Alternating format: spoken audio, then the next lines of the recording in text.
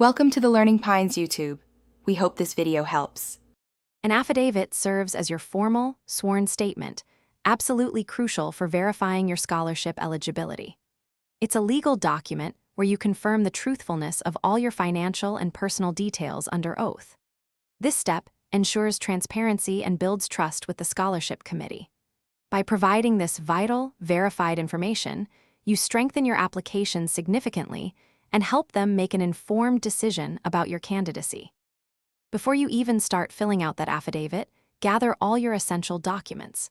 This includes a valid government-issued ID, like your driver's license or passport, which is crucial for identity verification.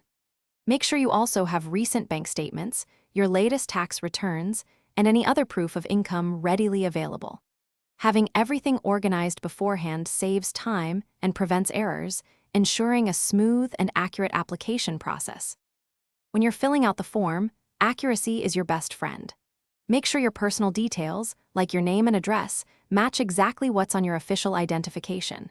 Be meticulous with your financial information, listing all income sources and asset values precisely. Every section requires your careful attention, so take your time and provide clear, concise answers to every question. This diligence prevents delays and strengthens your application's integrity. The next critical step is notarization, which makes your affidavit legally binding.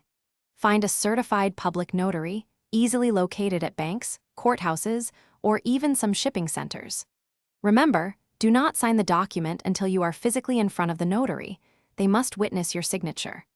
Once notarized, carefully follow the scholarship provider's exact instructions for submission to ensure your application is fully complete.